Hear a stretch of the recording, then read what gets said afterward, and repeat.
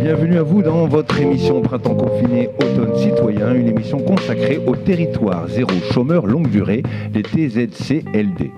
La réalisation de cette émission s'intègre dans la dynamique des nouvelles écritures multimédia.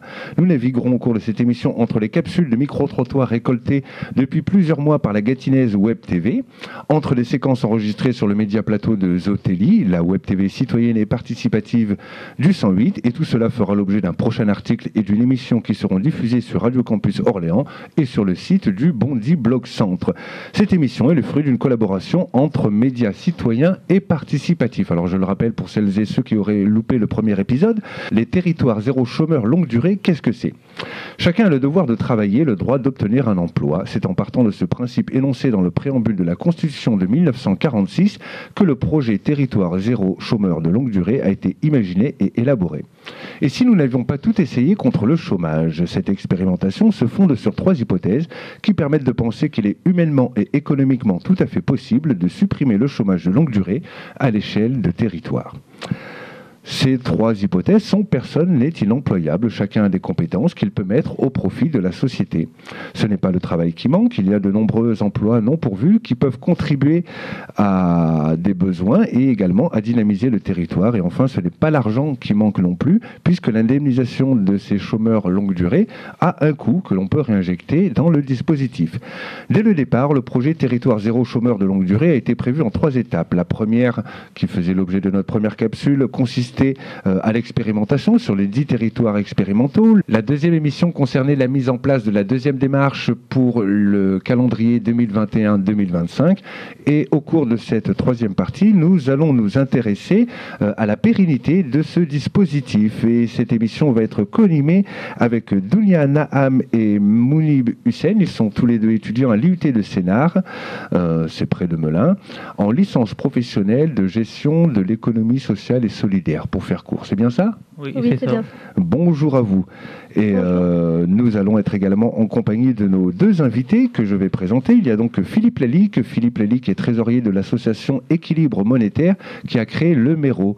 Ils organisent des réunions avec des décideurs, des élus ou encore des entreprises d'insertion lors de phases de réflexion préalable à la mise en place du dispositif sur leur territoire. Et nous avons également le plaisir d'accueillir Philippe Rabier. Philippe Rabier, un ancien militant socialiste converti aux vertus de la démocratie citoyenne, porte-parole du collectif citoyen Orléans Ensemble, prolongement d'un premier collectif CiTLab. Il figurait en 5e position sur la liste de Jean-Philippe Grand, Orléans solidaire et écologique, OSE, lors des dernières municipales. Gérant d'une société avec une salariée, il a choisi de se retirer temporairement de la vie publique politique pour des raisons professionnelles. Bonjour à vous 2. Bonjour.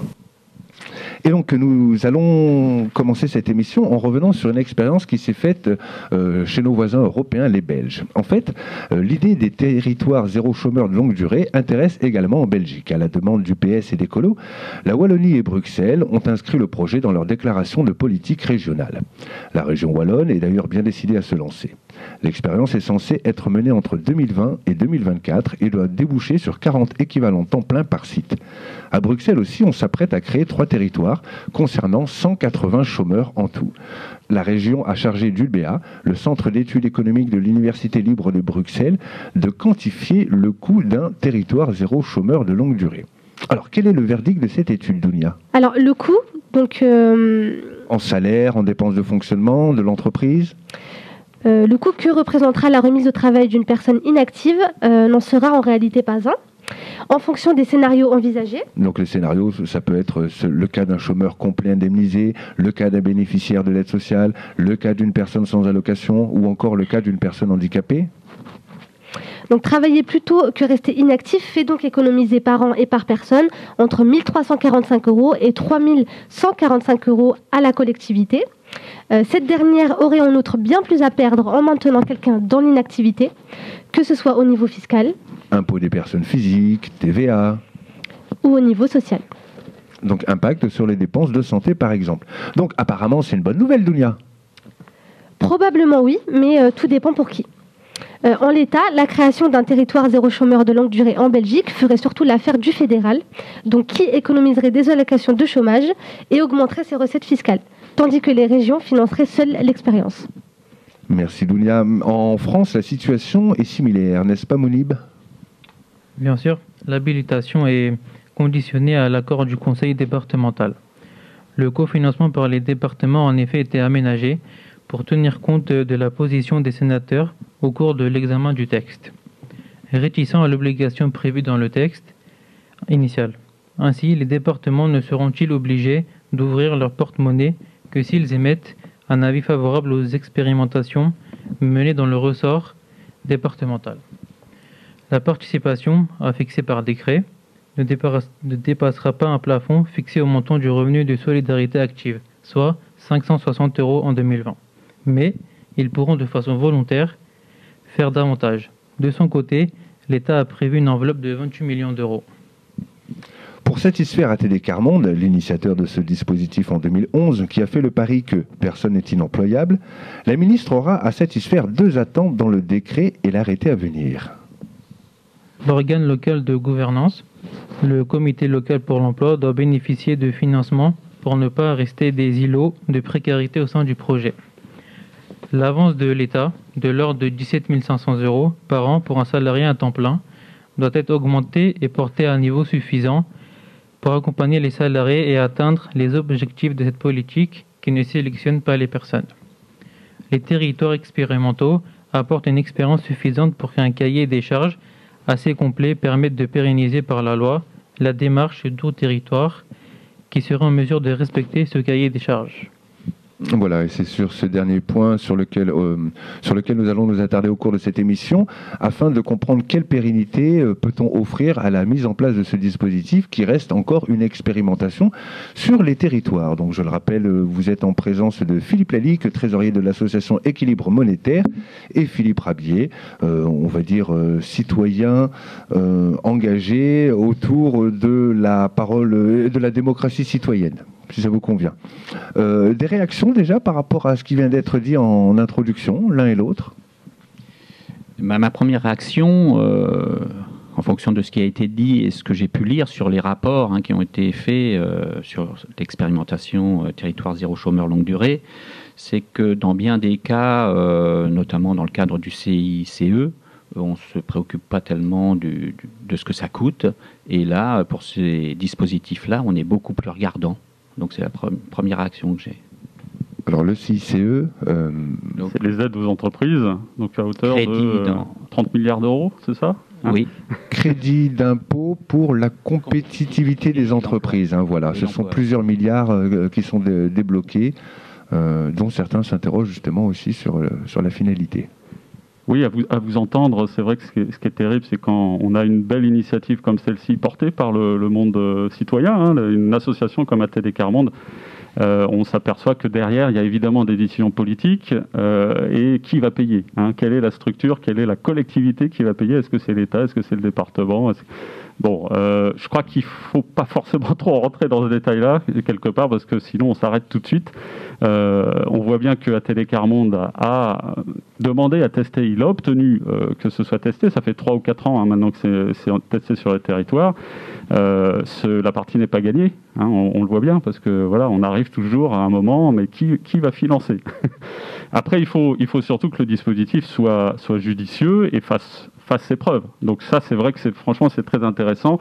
Cette phase d'expérimentation, ça, c'est très important. Et je pense que voilà, ATD Quart Monde, on y viendra, a fait lui-même déjà un bilan du dispositif. Donc, en tant que représentant d'une monnaie locale, j'aimerais avancer une proposition justement dans ce sens, puisqu'il est toujours question du financement, et ça va être de plus en plus le cas, puisqu'on va avoir des déficits abyssaux suite à tout ce qui a été financé pendant les périodes de confinement. Donc, il est possible de financer ces dispositifs, ou une partie de ces dispositifs, par une monnaie locale fondante, par exemple. Et j'invite le téléspectateur à regarder le film, à visionner le film La monnaie miraculeuse, qui parle d'une expérience qui a eu lieu en Autriche en 1932-1933 et d'un maire qui a réussi à vaincre le chômage alors qu'il était très important en Autriche à ce moment-là, par un dispositif de cette sorte. Alors, j'irai voir le film. En attendant, vous allez m'expliquer quel serait l'intérêt d'une monnaie locale sur les territoires zéro chômeur de longue durée.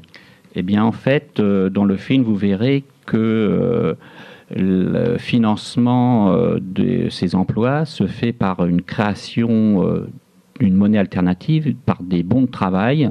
Et à partir du moment où ces bons de travail sont acceptés par les entreprises locales, voire par le Trésor public, elle devient une monnaie comme les autres, enfin comme l'euro. Et donc ça évite, en la rendant fondante en plus, de l'endettement pour les collectivités locales, puisqu'on crée la monnaie qui fond au fur et à mesure, donc on la détruit au fur et à mesure des années. Et dans ce cadre-là, on n'a pas besoin de s'endetter pour financer ces emplois. Et elle permettrait de soutenir justement les échanges locaux, en plus, puisque c'est le principe d'une monnaie locale. Oui, oui, c'est ça. Parce qu'effectivement, ce qui est un peu à craindre quand on finance ce genre d'emploi, un petit peu comme les socialistes avaient relancé l'économie dans les années 80, eh bien malheureusement, ça s'était terminé par des déficits commerciaux. Et beaucoup de Français achetaient des produits japonais, par exemple, et ne bénéficiaient pas suffisamment à l'économie française. En finançant par l'intermédiaire d'une monnaie locale, on éviterait en tout cas en partie cet écueil-là. Philippe Rabier, qu'est-ce qui vous intéresse, vous, dans ce dispositif ? Je vais vous le dire juste après, mais j'ai envie de réagir par rapport à ce que je viens d'entendre, parce qu'on travaille nous-mêmes, je fais partie d'une association à Orléans qui essaie de développer justement une monnaie locale, donc ça, c'est complètement cohérent par rapport à ce qui se passe aujourd'hui, où on veut relocaliser. Alors le mot relocalisation était un gros mot pour certains il y a encore quelques temps, tout le monde maintenant s'est approprié, et c'est en tout cas dans ce domaine-là, et c'est pour ça qu'on en vient évidemment à ces dispositifs comme le territoire zéro chômeur de longue durée, qu'il faut créer des nouveaux métiers. Et donc toute l'activité locale qui a été perdue depuis des décennies, eh bien il faut la retrouver. Dans un exemple très concret sur les déchets, sur le fait de consigner les bouteilles en verre, tous ces métiers-là, le fait de demain de devoir récupérer tous les déchets alimentaires, la loi va y obliger pour faire de la biomasse, donc produire de l'énergie à partir des déchets que nous produisons tous. Tout ça, ces métiers-là, ils n'existent pas encore, ils sont dans les tuyaux, mais il faut les mettre en place. Et donc pourquoi pas le faire avec ces dispositifs d'insertion qui sont très intéressants. Sur ce dispositif, le territoire zéro chômeur de longue durée, ce qui est intéressant, c'est que ça va toucher encore d'autres personnes qui ne sont pas touchées par tout ce qui existe déjà. Il faut déjà dire qu'il y a beaucoup de choses qui existent en termes d'insertion et de formation. Mais il y a encore beaucoup de personnes sur le carreau qui sont en dehors de tout système, qui sont évidemment pas au chômage, qui sont pas inscrits à Pôle emploi. Et je peux vous dire très concrètement, pour accompagner actuellement une famille sénégalaise, c'est hyper compliqué de s'inscrire à Pôle emploi, de se réinscrire quand vous êtes sorti du système. Bon, voilà. Donc il y a beaucoup de personnes sur le carreau, et je voudrais aussi parler de l'ensemble aussi des personnes qui sont illettrées. Dans le Loiret, là où nous sommes, vous avez 13% des jeunes 17-18 ans qui sont illettrés. Ça paraît énorme en fait. C'est la réalité. Et donc ces personnes-là, elles seront pas dans les dispositifs classiques, elles seront pas derrière leur ordinateur, évidemment. Elles seront peut-être à regarder des chaînes YouTube, il y a encore. C'est une forme de handicap, très clairement. Et donc c'est ces publics-là notamment qu'il faut aller chercher par des dispositifs le plus ouverts possible. Et moi, ce que j'ai entendu, en tout cas de ATD Quart Monde, qui a fait donc ce bilan depuis 3 ans sur ce qui existe, c'est que le bouche à oreille fonctionne. Et donc, il y a des personnes qui viennent travailler dans ces entreprises EBE. Entreprises à but d'emploi. À but d'emploi, merci. Qui en parlent à leur connaissance, voilà, dans le quartier, parce que cette dimension quartier ou territoire rural, en tout cas, ce bouche à oreille, c'est le seul moyen, c'est le meilleur des moyens, en tout cas, pour ramener des gens dans l'activité. Voilà. Oui, pour compléter, donc j'ai vu dans les études justement sur l'expérimentation que dans les entreprises d'insertion par le travail, par l'activité, donc 91% des personnes recrutées sont déjà à Pôle emploi, sont connues en fait, alors qu'il n'y en a que 65% sur les territoires zéro chômeur, longue durée, ont fait les EBE justement, font connaissance avec des gens dont on ignorait quasiment l'existence. Alors c'est vrai que la loi a été votée à l'unanimité, hein, c'est rare en France quand même, tout camp confondu à l'Assemblée nationale. Il y avait quelques petits points de crispation en amont qui concernaient justement l'éventuelle tutelle de Pôle emploi sur le dispositif. Voilà, et en fait donc Pôle emploi ne fait pas partie du dispositif. Et ce dont on parlait tout à l'heure, le financement, l'adhésion obligatoire du département, parce que le département va devoir mettre la main à la poche. Dans la mesure où la loi a été votée à l'unanimité, on peut espérer que l'unanimité des départements français soutiendront le projet, mais c'est pas sûr. Il y a d'autres financements à trouver, et on a vu au cours des dernières émissions que ces emplois ramenaient de l'argent, enfin faisaient un chiffre d'affaires certes, mais même contribuaient d'une part au dynamisme du territoire, et donc refaisaient vivre le territoire et augmenter les chiffres d'affaires de la boulangerie, de la boucherie et des autres commerces, devenaient attractifs. Les banquiers pouvaient accorder des prêts, que les parents voyaient l'avenir de manière beaucoup plus sereine et se remettaient à faire des enfants, ou même s'y mettaient tout simplement. Donc ça, ce sont les retombées indirectes, injectées en fait dans l'économie locale, j'allais dire, en palliant à l'inactivité de toutes ces personnes. Le sujet est très complexe politiquement, on n'en entend pas beaucoup parler. Et là, on était en train de parler de cet aspect-là, justement. La communication, comment se fait-il qu'il y ait si peu de communication autour du sujet, selon vous? Comment est-ce que l'un et l'autre, par exemple, vous avez découvert ce dispositif? Moi, je l'ai découvert en faisant des recherches sur Internet parce que je m'intéressais à un concept plus ancien qui s'appelle l'État employeur en dernier ressort, ou la garantie universelle à l'emploi, hein, donc qui a été imaginé par des économistes keynésiens dans les années 80. Et c'est en effectuant des recherches sur ce sujet que j'ai découvert qu'une expérimentation débutait à l'époque. En préparant cette émission, vous m'avez même parlé d'une expérimentation vieille de plusieurs siècles. Oui, dans l'histoire de France, effectivement, dans un cadre différent, mais il existait des ateliers de charité en 1532 pour les plus anciens. Donc, alors on ne parlait pas de chômage à l'époque, mais c'était pour éviter que la population soit trop paupérisée, qu'elle ait une utilité.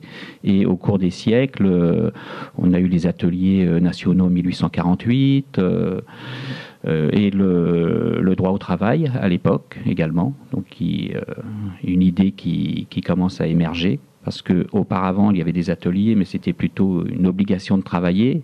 En 1848, c'est le droit au travail, c'est différent. Et pour revenir sur ce que vous disiez tout à l'heure en introduction, sur ce qui est inscrit dans la Constitution, sur le droit au travail, il existe un arrêté du Conseil d'État de 1983 qui dit que l'État a une obligation de moyens uniquement. Donc l'obligation de moyens, c'est d'avoir Pôle emploi en fait. Mais il n'y a pas une obligation de résultat. L'État n'est pas tenu de fournir un travail à chacun. Alors, la question, c'était d'où j'ai découvre ce dispositif, voilà. C'est ça.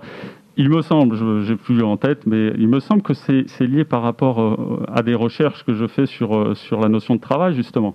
Et moi, je préfère le mot d'activité à travail. Et c'est lié aux recherches que je fais sur le revenu universel, qui est un sujet qui revient depuis quelques années et qui est un vieux dispositif également, qui date du Moyen-Âge aussi. Donc l'idée que chacun trouve sa place dans la société par une activité, qu'elle soit salariée ou pas. Moi, je défends plutôt l'idée d'ailleurs que se libérer du joug du travail. Le travail, étymologiquement, c'est une torture. Donc, se libérer du travail salarié, c'est quand même aller vers une société de la liberté. Quand on parle de liberté, c'est ne pas avoir l'obligation de travailler pour gagner sa vie, pour avoir une vie digne. c'est quand même un idéal ou une utopie qui moi, m'intéresse. En tout cas, je crois que ce dispositif territoire zéro chômeur de longue durée va dans ce sens-là, d'utopie réaliste, de dire on va faire un territoire. Qui peut être contre aujourd'hui de dire je veux un territoire, je ne veux pas un territoire zéro chômeur. C'est un peu compliqué.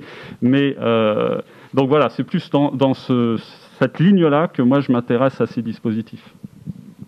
C'est la valeur travail qui est en fait réinterrogée, qui est questionnée. On pourrait justement plutôt parler d'activité propice au bien commun. On a vu dans une précédente émission que certaines personnes, pour des raisons de santé ou même des raisons psychologiques, ne voulaient plus retourner à l'usine, que les cadences infernales, les 3-8, ne leur convenaient plus, mais qu'elles souhaitaient par contre retrouver une activité, mais que les activités existantes sur le bassin leur étaient inaccessibles pour des raisons donc de handicap, mais aussi des fois pour des raisons psychologiques. Voilà. Ça, c'était une petite parenthèse. Merci donc de nous avoir expliqué comment vous aviez découvert cette démarche qui, je le rappelle encore, me semble, à mon sens, insuffisamment médiatisée, alors qu'elle paraît très, très porteuse, pleine d'espoir. Est-ce que c'est justement parce que c'est une idée qui remet en cause la valeur travail, comme on a déjà pu l'entendre de la bouche de certains ministres? Est-ce que parce qu'elle est liée aussi à l'économie sociale et solidaire? Est-ce que parce qu'elle s'adresse à des personnes qui ne représentent pas le travailleur type? On parle de personnes qui sont au chômage longue durée, donc ont pu avoir des parcours de vie, je ne sais pas, des accidents, des maladies, des séparations, etc. Des parcours de vie qui échappent un petit peu au profil lambda qu'on se fait du chômeur feignant qui ne veut pas traverser la rue. J'ai dit ça au hasard. Je pense qu'il y a plusieurs raisons. Il y en a une qui est idéologique, parce qu'il y a certains économistes qui considèrent qu'un pourcentage de la population au chômage permet de ne pas avoir d'inflation sur les salaires ou des choses comme ça. Le plein emploi est dangereux pour certaines personnes, donc qui pensent de cette manière-là. Et je pense que c'est un frein important dans un monde libéral. Il y a des gens qui pensent que celui qui n'a pas d'emploi, tout simplement ne le mérite pas. Donc, ça existe. Oui, je suis d'accord avec le dernier point. Simplement, pour moi, c'est parce que ce sont des invisibles. C'est une population, ce sont des hommes et des femmes qu'on ne voit pas. Voilà, et que c'est bien la problématique. C'est pour ça que ce système veut les remettre dans le champ de la société, de la vie sociale normale. L'humain est fait pour vivre en société, me semble-t-il. Et en tout cas, ces personnes-là sont très clairement en marge de notre société. Et c'est difficile de communiquer là-dessus. Je pense que c'est plus ça. Et puis ces personnes elles-mêmes ne prennent pas la parole.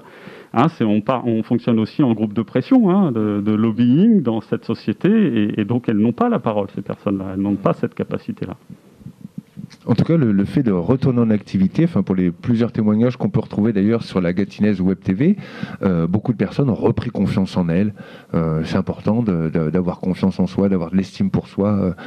C'est important pour tout le monde déjà, pour ces personnes-là, et puis même pour leur entourage, parce que ça fait toujours plaisir de voir quelqu'un qui s'aime. Je ne vais pas faire de digression sur l'amour, ne vous inquiétez pas. Non, il y a... tout à l'heure, on l'a rapidement évoqué et j'aimerais qu'on revienne dessus, justement. Il y a quand même quelques freins à la pérennisation de ce dispositif, notamment en ce qui concerne l'accompagnement social des personnes qui en bénéficient. C'est vrai que même au cours des dernières émissions qu'on a fait, des 2 premières qu'on a fait sur le sujet, il n'a pas toujours été question, alors ça a pu être le cas, mais pas toujours, d'accompagnement social. Selon vous, quel type d'accompagnement faudrait-il proposer aux personnes bénéficiaires du dispositif? C'est pas tellement un type d'accompagnement, c'est des assistants sociaux, assistantes sociales, à l'intérieur même de ces structures, des EBE, des entreprises à but d'emploi. C'est des personnes à domicile, je dirais, qui doivent accompagner les personnes qui sont à la marge, c'est-à-dire qu'elles n'ont pas beaucoup de comptes en banque, qu'elles n'ont pas de bons de transport. Ça passe par des choses qui nous paraissent simples, qui est du quotidien, mais il faut remettre le pied à l'étrier à ces personnes. Donc malheureusement, redonner une dignité à une personne par l'activité, c'est déjà énorme, c'est déjà très bien, mais pour pérenniser la chose, pour qu'à l'issue de ce passage-là dans cette entreprise, ça puisse rebondir sur une autre activité, eh bien, il faut les accompagner.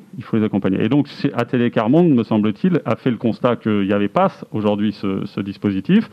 Donc, je ne sais pas si la loi, je ne crois pas, mais je n'ai pas suivi le texte, mais est-ce que la loi va permettre de donner des moyens pour payer, parce que ça passe par là, ça peut payer des assistants sociaux pour accompagner ces personnes, c'est toute la question.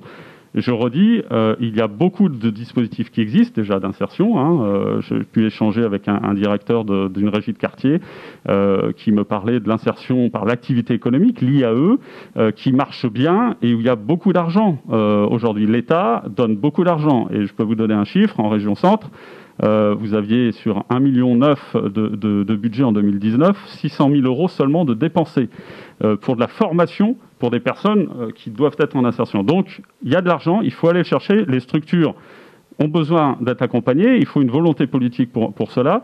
Voilà. Mais donc, ce nouveau dispositif Territoire zéro chômeur de longue durée, effectivement, le seul écueil moi que j'ai pu identifier, c'est ce manque, enfin, c'est pas moi qui l'identifie, c'est ce manque d'accompagnement social. Voilà. Alors, oui.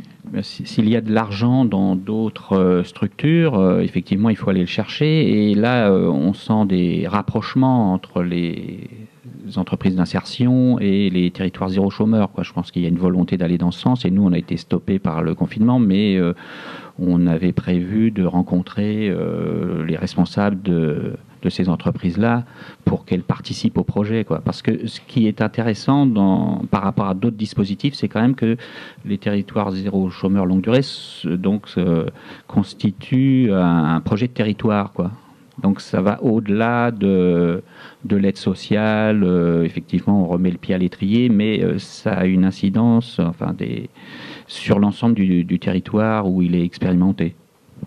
Alors, au-delà de l'aide sociale, peut-être un dispositif similaire à celui qu'on peut connaître, ces pépinières ou couveuses d'entreprises, faire mûrir un projet pour le pérenniser. Alors, c'est souvent sous forme de société coopérative que les EBE existent, mais peut-être aussi accompagner ces publics qui, d'ailleurs, ont une part décisionnaire dans les conseils d'administration des EBE à, j'allais dire, s'autonomiser et s'affranchir aussi du dispositif pour pouvoir voler de leurs propres ailes, parce que c'est le seul point d'articulation qui manque pour l'instant dans comment ça s'appelle, la dimension expérimentale de la loi. C'est après qu'est-ce qui se passe, comment ça se passe? Alors la grande difficulté vient de la précarité de ces personnes qui sont employées dans ces dispositifs.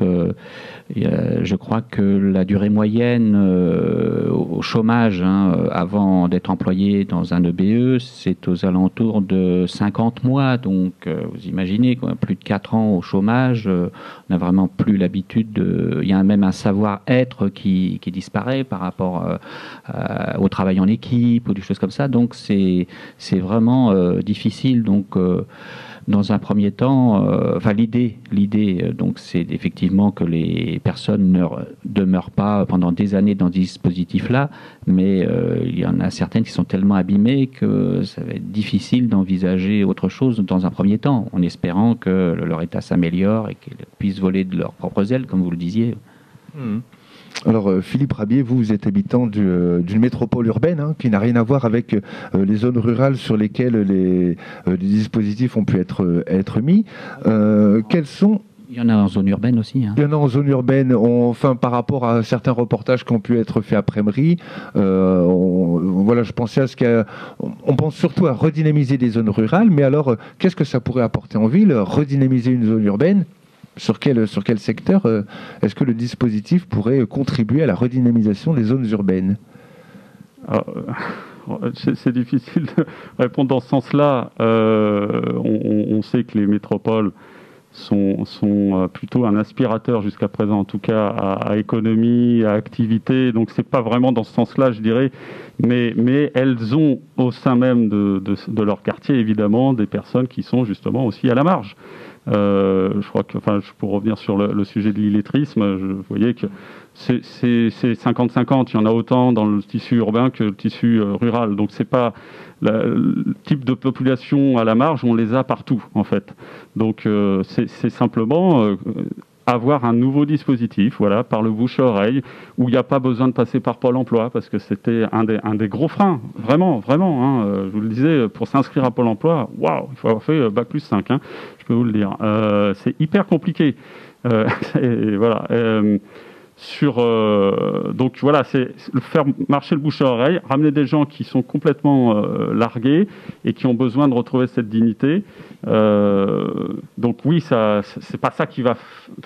Pour moi, il faut parler de coût social. De cette dimension sociale, elle est primordiale. C'est pas la question économique, avant tout. Et même si on peut argumenter dans l'argumentaire pour défendre ça devant les élus et devant les financiers, on va dire, il y a toujours aborder quand même la dimension économique, mais et c'est tout à fait viable de remettre une personne bien dans sa vie, parce que derrière, elle va forcément consommer, elle va pas garder, elle va pas mettre de l'argent sur un livret A. Ça, c'est fini. Ça. Enfin, c'est sûr.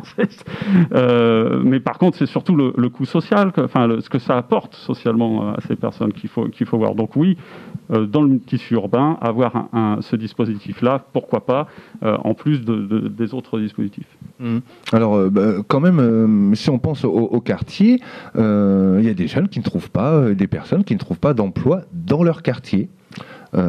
Qui sont obligés donc de sortir du quartier. Alors quand je parle d'un quartier, ça peut être Orléans-la-Source, qui est presque une ville à part entière, en tout cas à 10 km du centre-ville d'Orléans, et qui ne trouve pas d'emploi. C'est pour ça, quand je parlais de redynamiser des zones urbaines, je pensais à ce type de zone urbaine, comme celle que vous venez d'évoquer, quand on pense aux quartiers entre guillemets. Donc les quartiers, c'est une partie d'une ville, mais c'est vrai que quand on parle de quartier, on parle souvent de zones à fort taux de chômage, voilà, par exemple. C'est surtout ce qui caractérise la dénomination quartier dans les médias. On est quel pourcent, 30 ou 40% du double, par rapport au centre-ville. C'est le double dans les quartiers à chaque fois par rapport à la métropole. Il y a la dimension locale. Je pense plus pour le coup aux territoires ruraux, parce qu'on a la chance dans le tissu urbain d'avoir les instituts, les associations, les formations, et notamment les associations de formation.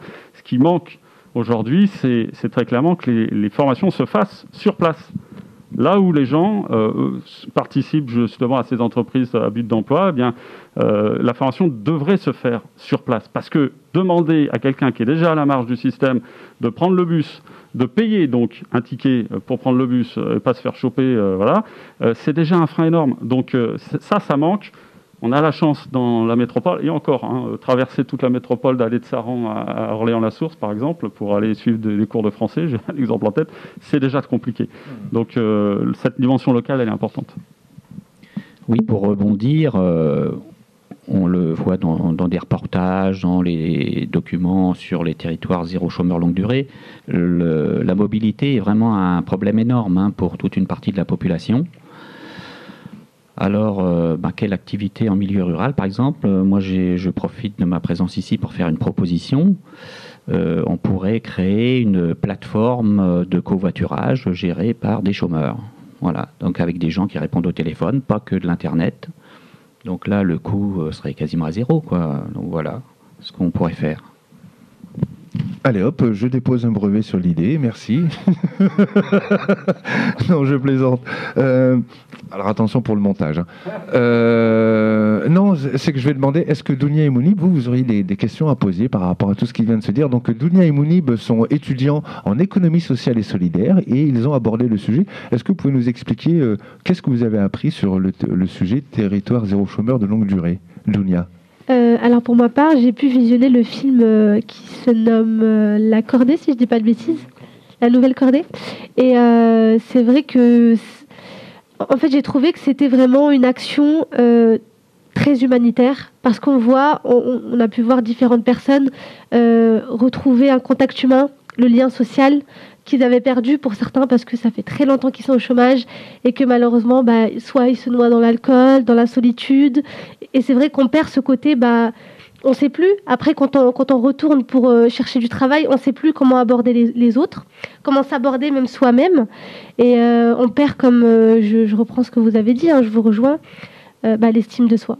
Voilà, donc c'est vrai que c'est compliqué, mais pour moi, ça a été enrichissant et c'est vrai que ça donne des idées de pouvoir insérer professionnellement les gens, les chômeurs en l'occurrence, par le biais d'emplois à but pour l'environnement, par exemple. Bon, alors nous, on avait vu qu'ils faisaient par exemple du recyclage avec des palettes en bois qu'ils transformaient, et c'était aussi des tissus de vêtements.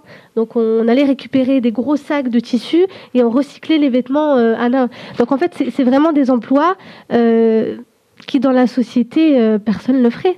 Voilà, personne ne le ferait, et eux le font, et ça leur permet d'avoir une activité. Voilà, donc moi, c'est en tout cas ce que j'ai appris. Mounib. Non, moi, j'ai pas vraiment de questions. Dunia, une question. Alors, peut-être une question, faire le lien avec l'économie sociale et solidaire. Peut-être, oui.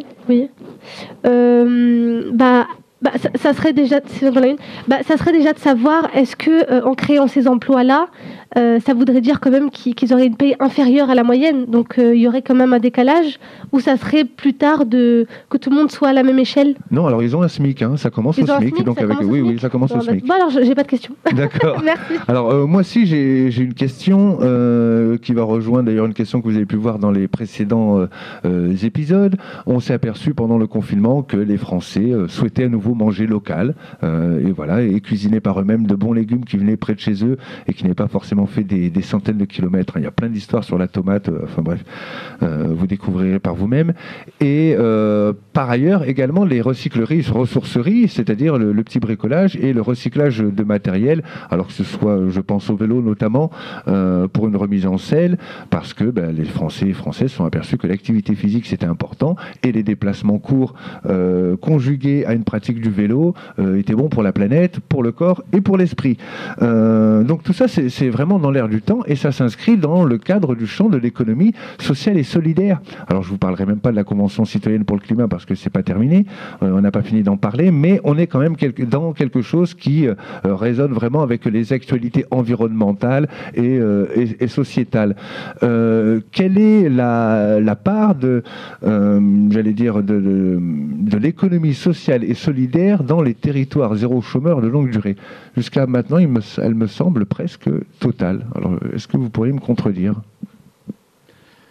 De mon point de vue, c'est intégré à l'économie sociale et solidaire, la démarche, de toute façon. Alors je pensais même au secteur d'activité, les emplois créés par les entreprises à but d'emploi. À partir du moment où ça ne doit pas concurrencer le secteur privé ni les fonctionnaires, la fonction publique, effectivement, on est sur des créneaux de l'économie sociale et solidaire, sur la transition écologique, des choses comme ça, oui. L'utilité sociale des activités qui sont proposées, elle est là. Donc c'est assez évident que ça fait partie de l'ESS, de l'économie sociale et solidaire. Il est clair qu'il y a une démarche politique, citoyenne, à s'interroger sur quelles activités pour mon territoire, qu'est-ce qui a du sens aujourd'hui. Vous évoquiez évidemment les questions environnementales. Il y a tout un champ là d'activités que la collectivité va devoir, et tant mieux, ou devrait explorer, exploiter. Il y a plein d'activités à réinventer ou à inventer pour que les gens... alors moi je fais le lien aussi avec le sujet, ce qu'on appelle les communs, c'est-à-dire se réapproprier tout un champ. On parlait des déchets, ça peut être valorisé. On produit tous des déchets. Jusqu'à présent, pendant quelques décennies, on a été habitué à ce que ça parte de chez nous. Puis on ne se préoccupait pas d'où ça allait, comment c'était retraité. On a tous été comme ça. Là, aujourd'hui, on se rend compte que ça peut avoir une incidence sur notre vie au sens global, sur la planète Terre, mais surtout que ça a une valeur, en fait. Ça a une valeur qui n'est pas exploitée, que notre société de consommation a complètement oubliée. Donc c'est aussi une vision du territoire en se disant, voilà, qu'est-ce qui a du sens pour mon territoire, et trouver... Et vous parliez de couveuses entreprises tout à l'heure. Il y a des activités qui, au démarrage, ne vont pas être rentables économiquement. Elles sont toutes passées par ces phases-là, voilà, d'aide d'aide effectivement de l'État, de la collectivité locale, et puis pour un certain nombre d'entre elles sont devenues des activités à part entière dans le tissu économique classique, on va dire. Mais au départ, ça a été des activités dans le champ de l'ESS. Après, il y a aussi des associations qui sont devenues des grandes employeuses, en tout cas avec un modèle économique qui est tout à fait viable. Donc, c'est cet accompagnement dans l'intérêt évidemment des individus, des femmes et des hommes, mais c'est aussi dans l'intérêt de la société. Enfin, toutes ces activités, il faut que ce soit en lien avec l'intérêt social, quoi. Est-ce qu'il n'y aurait pas un risque, quand on regarde le modèle de cette société, justement, qu'elle privatisons tout ça, qu'on en finisse? C'est ce qu'on voit par exemple à l'ONF, oui. des forêts, effectivement, il y a ce risque-là. Mais peut-être que par l'intermédiaire de ces dispositifs de territoire zéro chômeur, donc encadrés par des personnes très qualifiées, pourraient participer à l'entretien de la forêt, à sauvegarder la biodiversité, parce qu'il y a des milieux à restaurer, par exemple, donc l'activité économique non rentable. Donc là, économiquement en tout cas, pour nous tous c'est très utile, mais au niveau économique, restaurer des milieux pour qu'il y ait davantage d'insectes pollinisateurs, alors sur le long terme, mais c'est tellement diffus que c'est pas évident à quantifier. Mais effectivement, il y a beaucoup de choses à faire en milieu rural notamment, mais pas seulement.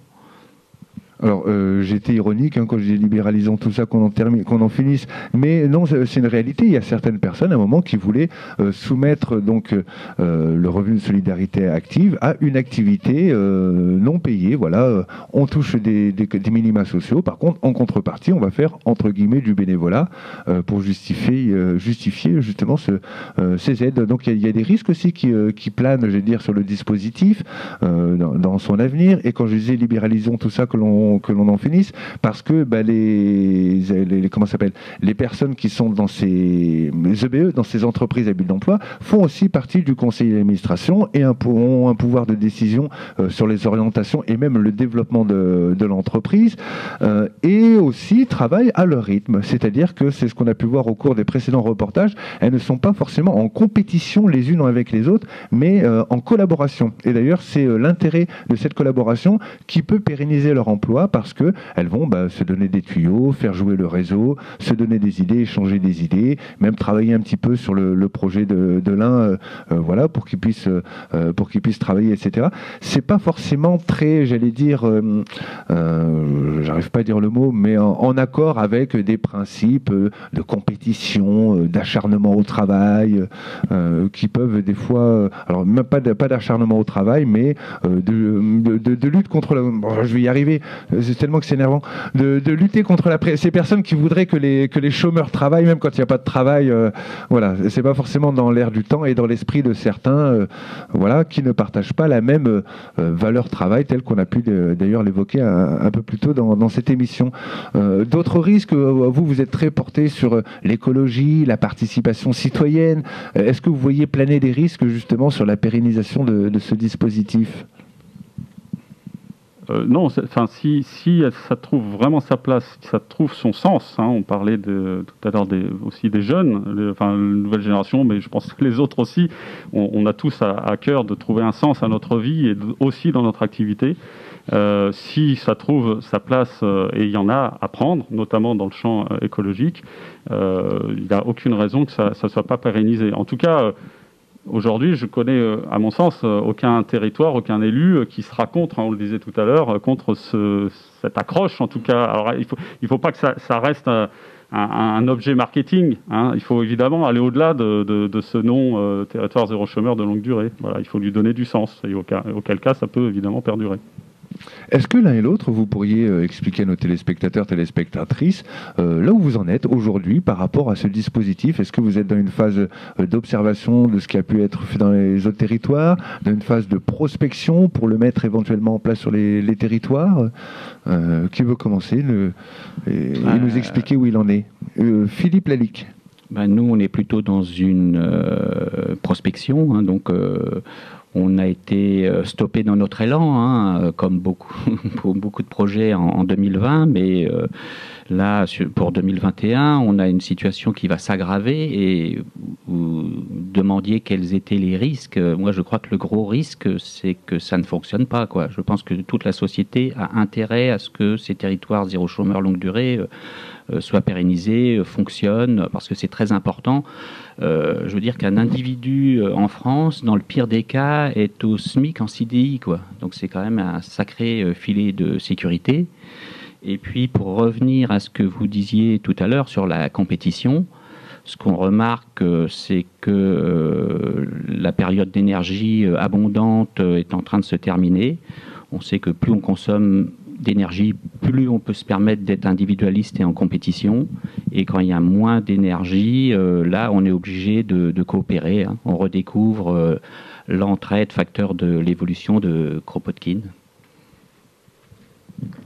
Juste pour rebondir là-dessus, on voit bien en période de Covid que la solidarité et l'entraide, pour le coup, ça fonctionne. Hein, et alors là, pour le coup, dans tous les systèmes économiques, capitalistes, si on veut, heureusement qu'il y a cette solidarité et cette entraide qui existe, quel que soit le système.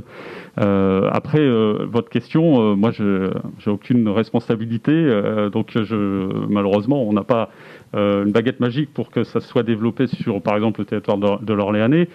Je pense que c'est un sujet qui va revenir régulièrement pour les élections, mais au-delà des élections, j'espère en tout cas que ce soit porté par le département, parce qu'on voit bien que le volet social, c'est peut-être plus de l'ordre du département, mais la région peut aussi évidemment avoir son mot à dire.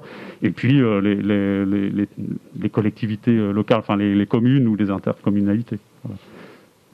En tout cas, vous gardez un œil sur le sujet, vous le suivez. Oui, en tant que citoyen avisé, et puis on fait notre part de lobbying, à notre niveau. Oui, on est en train de le faire actuellement, hein. Merci à vous. Eh bien, ça va être la fin de notre émission. Merci à Dounia et Mounib de m'avoir accompagné pour animer cette émission. Bonne continuation dans vos études. Merci. C'est important. Et puis merci à mes deux invités, Philippe Lelic et Philippe Ravier, d'avoir répondu présent à l'appel formulé par à la fois Zotelli, le Bondi Bloc Centre de Radio Campus Orléans, et bien sûr la Web Gâtinais TV, la Gâtinais Web TV. La Gâtinais Web TV, c'est dans cet ordre-là. Merci à vous. Merci également à tous les techniciens, techniciennes qui se sont affairés. Derrière la technique, on leur fait un petit coucou, au public et aux stagiaires de 3e, sans qui cette émission n'aurait pas pu avoir lieu. Merci à toi aussi, Mathéo.